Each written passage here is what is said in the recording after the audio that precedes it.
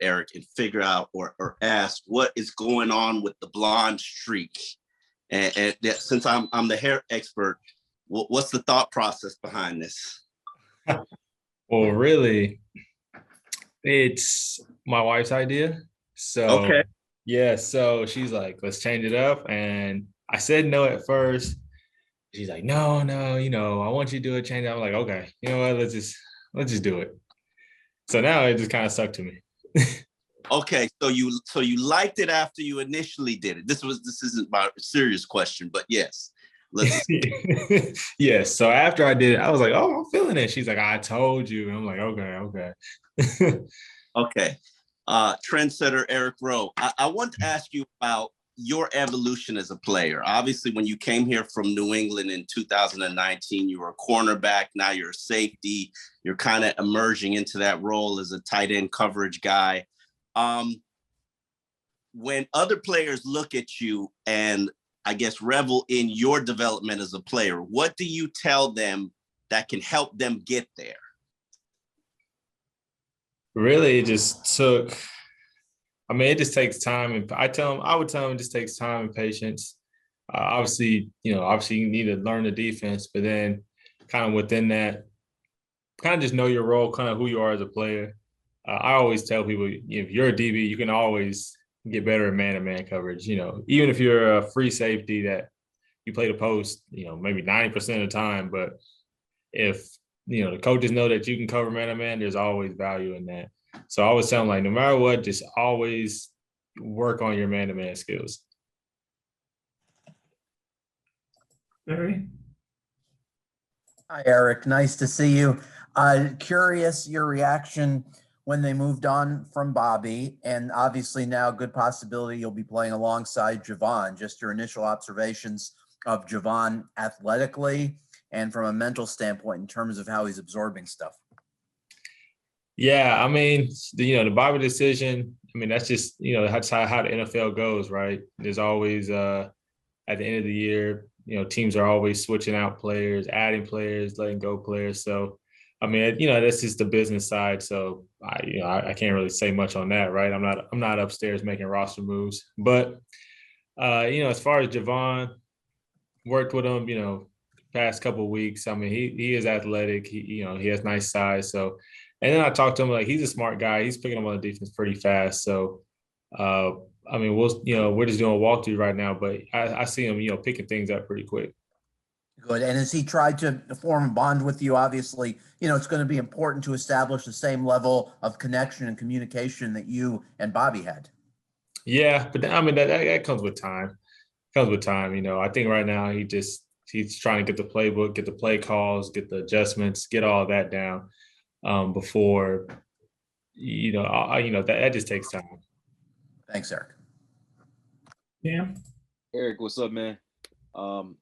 Just kind of piggybacking off that. Obviously, you and Bobby were veterans in the backfield, and now if he wins the job, Javon would be a rookie. Does that put more pressure on you to maybe have a bigger vocal or communication role in the back end, or how do you guys kind of balance that?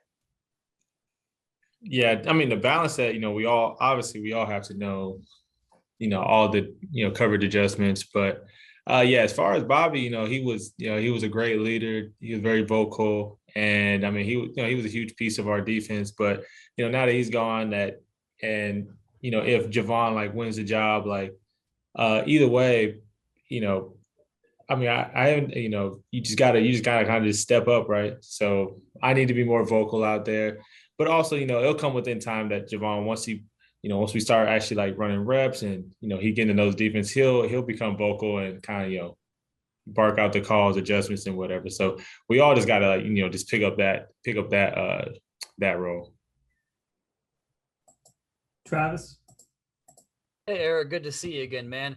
Going back to that earlier comment about just walking through right now, I was curious because last year in the midst of the pandemic, you talked about how you can't go out like in your backyard, for instance, and work on simulating fitting the run, for instance. And now that you're at OTAs, I'm wondering how much value is there, even in just walkthroughs and having the off-season program to go through stuff like that, like fitting the run and whatever else it might be.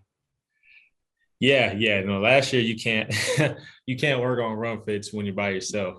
So I mean, like, even though we're not doing full speed reps, it's still, you know, a lot of the mental game, you know, doing shifts, kind of seeing like, you know, shifts and adjustments and missiles and kind of the calls that, you know, at least as a back end safety that we have to give. I mean, that, you know, it provides a lot of value rather than just sitting at home, kind of going over the Zoom calls, going over the playbook. You know, that's always different than when you actually got people running at you, things moving fast. So, you know, that's kind of the value that, at least, you know, this year is providing, like, because, you know, we got a couple new calls, and, you know, if you know, the first day I kind of struggled, like, okay, like shifts and adjustment, getting your mind thinking again rather than just sitting on the computer, you know, looking at the screen, looking at the film. So it does provide a lot of value that we're actually here and doing walkthroughs. And if I could just follow up on that, since last year was kind of like a shotgun of information with training camp and all that stuff being kind of just rapid fire in August, since you've been here since, you know, Coach Flores and Boyer's first year in 2019, have you seen kind of an accelerated growth in terms of everyone's knowledge of being in that same mindset in terms of, you know, having the playbook and the checks and everything down? Yeah, I mean, for the players that were, you know, that kind of were here with me when Flo first got here, obviously, you know, the playbook, you know, obviously everyone adds a player to a couple new adjustments, but kind of like the core plays, like, you know, I'm like second nature. And then it's on us to get the new guys, either rookies or free agents, bring them up to speed, you know, whatever playbook plays that we got going on. So, yeah, so you could say it's pretty accelerated growth then. Great. Thanks, Eric. Al? Hi, Eric. Good to see you again. I have to ask you about Mccarty, getting reunited with Mccarty. Are you guys not going to stop until every Patriot comes down to Miami, or what? Yeah, I think it was today. I think someone asked me questions like, how many former Patriots on the team now? And I was adding it up, and I was like, I think it's like 5 or 6.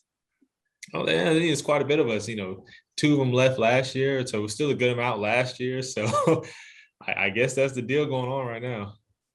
But what do you think Mccarty will bring to this defense? Oh yeah, kind of playing with him, and I know him pretty well outside of football. You know, he brings a lot of knowledge, a lot of wisdom of the game. I even still ask him, well, I still ask him questions like, you know, football, related and stuff. So, and he brings leadership. I remember playing with him in New England when he got signed. It was like instant leadership from him, and I didn't know him at the time. I just knew his brother Devin, and they're pretty much the same, opposite twins. They're he's the same guy, so he's gonna bring instant leadership to the back end and just a lot of wisdom in the game. Thanks. Omar? Want to ask you, in terms of the carryover, how much different does this team look than the 2019 team that you came here and were part of? Yeah, I mean, it's a lot different. I mean, 2019, we had, I think, before camp, like half the roster change, before week 1. So we had new guys trying to learn the playbook on both sides, like in 5-6 days to run a game. To now that we got, a good core of people still from that team, but then also last year, then more kind of like, even though we're still young, like more kind of like older guys, vets that, kind of have playing experience coming onto the team instead of like, 2019, we had practice squads and kind of first year, second year players come. So it's a big jump from 19 till now. David? Always get a good laugh when you bring up the 2019 year and all those guys learning the playbook in a matter of days before that Ravens game. Yeah, you can clearly tell by the score. Eric, I wanted to ask you, when you went up against Kelsey and Darren Waller, those are 2 really big games, I guess, for those tight ends. What did you learn from that experience, man, or just going up against those guys? What can you take away from how you defended them and how they performed? Yeah, it was, I mean, obviously those are 2 of the best tight ends in the league, among with Kittle. But, kind of what I learned is, oh man. I mean, I knew the mistakes of it because right after the game, I'm watching film like, what did I do wrong? What could I have done better? And kind of with both of them is just you just gotta step. I just gotta step my game up. Kind of with them, they're not really tight ends. They're just big receivers that can run. So I know this year, I know we got the Raiders week 3, and back in Vegas, and I'm ready. I'm ready for that. I've been waiting on that all year because that one got me. So I was like, I need a rematch on that. But yeah, just with them two, you just got to take your game to another level. Eric, I think we all collectively like you that we didn't really criticize you too bad for those games, just because those guys are just all world tight ends, man. Jeez, I don't know. It was even though we got the win, I was like, thank God we got the win, but God, that was a tough game. Thanks, man. We got time for 2 more. We'll go to Mike DePasquale and then Alan. Eric, thank you. Do you see a sense that guys are upbeat right now? And what I mean by that is it's more open. We seem to get back to a sense of normalcy, and your OTAs are getting back to a sense of normalcy. Well, are you asking, are guys more upbeat? I mean, just saying in general, what do you notice right now? I mean, as you guys go through this? I don't know. Not really sure what you're asking. I mean, everything seems to be opening up a little bit more. It's more freedom now. And it just, when you guys are out there now, you get a sense of we're going to get back to normal now, the way we practice, the way we get ready for a season. Oh, like in that sense? I mean, yeah, it's, with the new rules that NFL keeps putting out, if you're vaccinated or not, it's, it's creeping there. I think the thing that guys are most excited for is having the fans back. I've seen some reports of stadiums kind of going back to full capacity, or at least having some sort of fans in there. So I mean, that's the thing the guys are, most excited about. All right, thank you. We'll close with Alan. Hey, Eric, how you doing? So in light of you guys going 10-6 last year after the 5-11 2019, I'm wondering what kind of difference, if any, are you sensing from everybody as an overall vibe in terms of the confidence of the team?